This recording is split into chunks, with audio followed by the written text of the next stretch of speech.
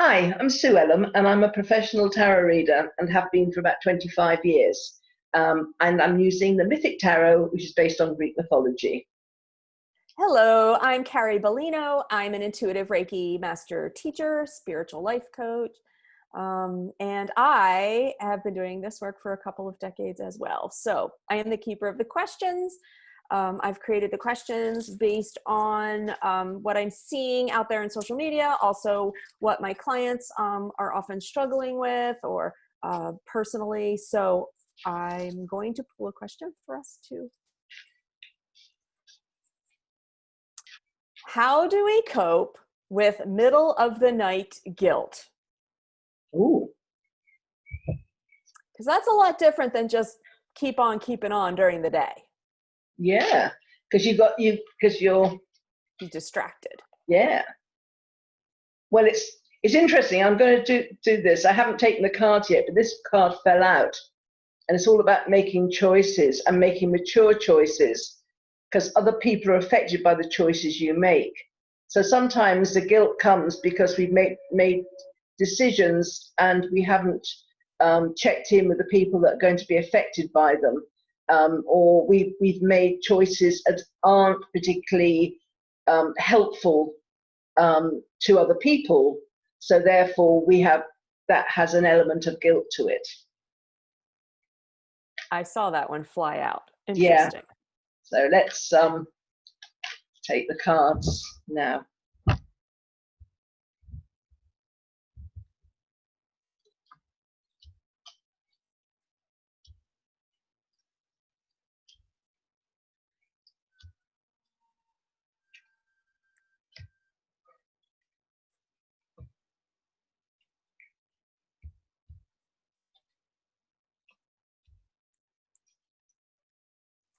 It's interesting. It seems to be answering in a slightly different way. Okay, the middle of the night guilt. It seems to be answering about what you can do to not feel guilty. So it's addressing it in a slightly different way. This is about joy and celebration, validation of a commitment. So if you give 100% to everything you do, your work, your friends, your relationships, then you won't have any reason to feel guilty about anything, because you've given 100% of yourself, and you can look at yourself in the mirror and know that you haven't done anything to harm anybody, that there's nobody going to be knocking on your door because you've done something or not done something. And when people come knocking on our doors in anger, it's usually because we haven't given 100% of ourselves to things that we can be proud of. I know people sometimes give 100% of themselves to things they're not going to be proud of. But but then they probably wouldn't be, well, I'm kind of making an assumption here, but they might not be riddled with guilt either. If they're 100%, only about themselves, then maybe guilt doesn't come into their vocabulary. But if guilt comes into the vocabulary, then it is a feeling of, I could have done better. I wish I hadn't done that. Or I only gave 75%, and now they've left me, or I've lost my job because, but I know it was my own fault, or I did something to somebody, and now I'm feeling dreadful because I shouldn't have done it. So it's a bit tied in with regrets for things we have and haven't done. But if we come from a place of love, we are around people we love, we do something we love, then guilt can't get in. It really can't. If we fully commit to everything on a daily, hourly basis, and we only are around people that we love. I mean, I'm talking about inner circle. I'm not talking about if we have a job that we're helping people that aren't particularly lovable at that time in their life, but it's still something we love, because we're helping people to come to that place themselves. We're trying to kind of give them tools. So that's a slightly different thing when it's work, but I'm talking about in our chosen circle of friends or our family and things, being around people we love and acting from a place of love. Being the counselor, the healer, helping other people, but also allowing people to help us. Because you know how, you know, when you help somebody, you kind of come away with this kind of warm, fuzzy feeling that you know you've been of benefit and, you know, and you've helped somebody in some way. But if you won't allow them to help you, you're denying them that feeling as well. So that, and from them feeling that, they will want to feel that more often. So that has a knock-on effect in their own lives of them wanting to go out and help people because they feel good, you know. But so it's important that we don't kind of go from a place of ego, so I'm here to help, I don't need help. We need to reach out and accept any help that's offered, within reason, obviously, but you know, but to accept that, because then we are letting the other person learn the lesson of how good it is to be a counselor, a healer, and being able to help others. We also need to keep our hearts very open, to be compassionate towards other people, and whatever happens, not to close our hearts off. Realize that not everybody will treat us the same, but just be open-hearted and be willing to forgive, forget, and kind of move on. So this thing about, you know, guilt in the middle of the night, it will happen because most people, life has kind of stopped. You know, good day-to-day life, you can keep busy and stuff, and then we're left with ourselves and the people. Maybe if we're in a partnership, maybe we just have the people in our house. They might be asleep as well, but it's building loving relationships and really getting to know the people that are around us. You know, not thinking, oh well, that's my daughter, you know, and just leave her as remembering what she was like 2 or 3 years old. Get to know what your daughter is like as an adult and really bond and communicate there. Make sure you really understand your partner, and take time to make sure that, because a lot of guilt comes within families, things that have been done and stuff, because you're stuck with your family. You can walk away from your friends, but it's more difficult to walk away from family. So make sure that, you know, you're on the same page. I watched a YouTube channel which is quite a funny one, but this particular, it's an English couple. It's called Lad Baby, if I always watch it.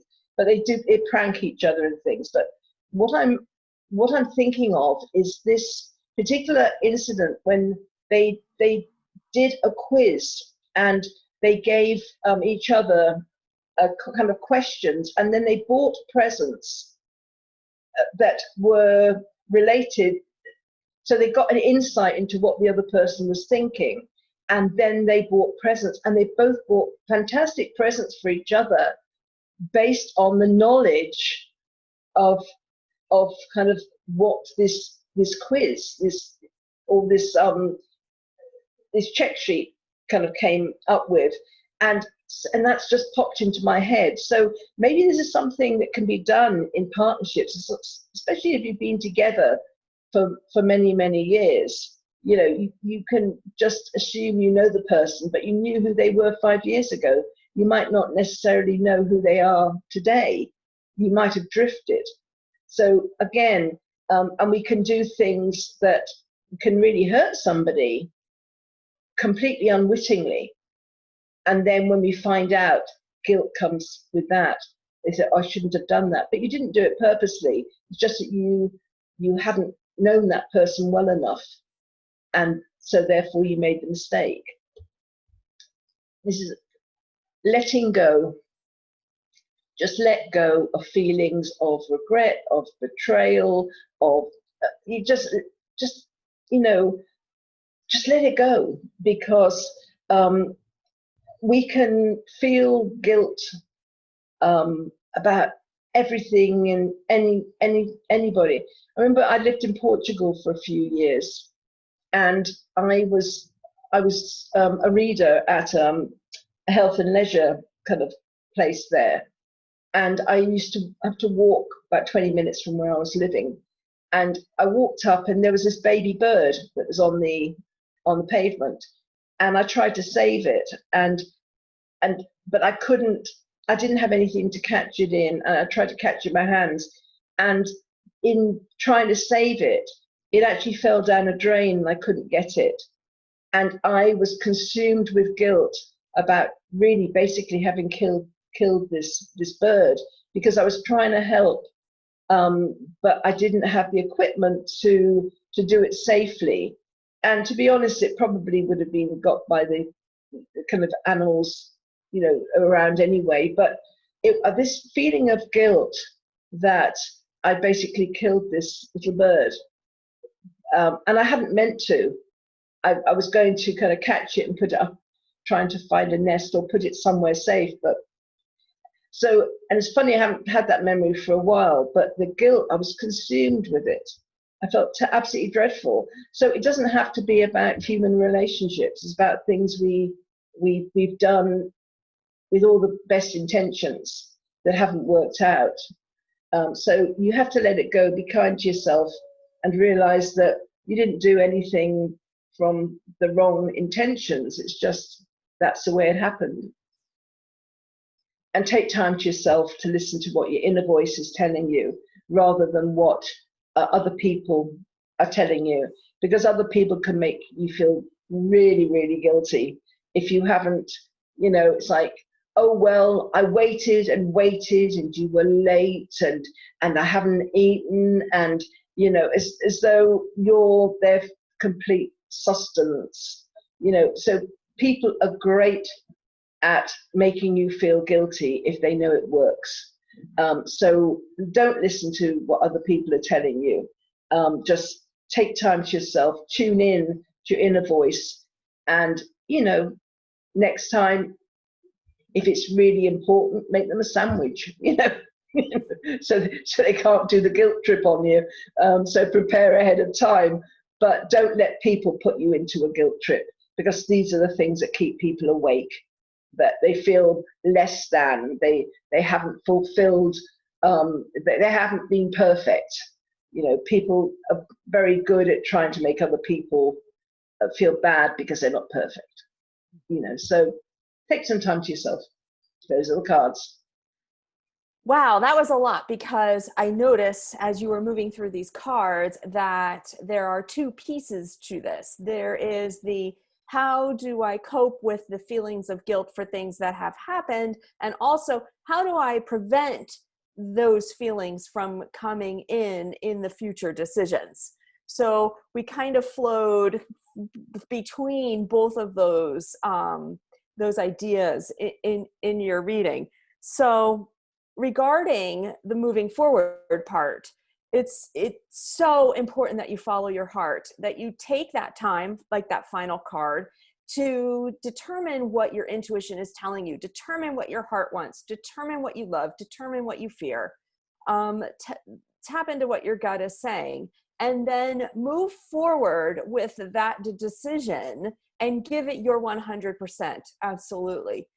And remember that you can't be responsible for people's reactions and responses. So if you are following your gut, you are following your intuition, you're giving it your 100%, and people are angry with you or upset with you or whatever, you can't be responsible. It's like they have the opportunity to support you, and they have the opportunity to be angry with you. And they could choose either one. And because they're choosing the more lower vibrating, more negative one, is not any response. It's not any indication that your choice wasn't right. The choice can only be right for you. So as long as you are tapping into what your gut is telling you, tapping into your intuition, giving it your 100%, set free the reactions and responses that the people around you are having. so important. And if you're going to give it your 100%, then stick by that and realize that you did give it your 100%. Meaning, I always coach clients through the guilt by asking, did you do the best you could at the time with what you had to work with? Because remember, hindsight is 20/20. So if you think back to that guilty moment, did you do the best you could with what you had to work with in the moment? And 99% of the time, their answers are yes. I didn't know him then. I didn't know this person then. I didn't have that resource. I didn't have the money. Okay, that's all hindsight. If you did the best you could at the moment, in the moment, then that's your 100%. You cannot judge yourself on those responses that you now have enlightenment for. It's pointless. That being said, I think more and more that the guilt is a trigger to remind us of where we are now. Meaning, if you have guilt about a relationship, let's say ending a relationship, ending a partnership, and you have guilt about that, that's the thing that wakes you up in the middle of the night. I think it's a trigger, like a Post-it note, to force us to take a look at where we are right now. Are you doing that same thing? Are you ending relationships that same way? If your answer is no, then you have grown from that experience. Then you have learned what you needed to learn in your evolution for that experience. That's all that guilt is doing. It's triggering us to say, are we repeating the same treatment of ourselves or the same scenarios again? Yes or no? If the answer is yes, then it's valid and we've got to take a look at it. If the answer is no, then it's just a checkpoint. So go easy on the checkpoints. Check in. Are things different now? Am I looking at things differently now? Am I handling things in a different way now? And if the answer is yes, then the guilt Post-it note has done its job. So there you have it. Yeah, it's yep. I can't say any more than that. I think you've encapsulated all that very well indeed. Super. It's my job. All right. So that question was, how do we cope with middle of the night guilt? And there you go. I hope it's helped. And so it's goodbye from me. Take care.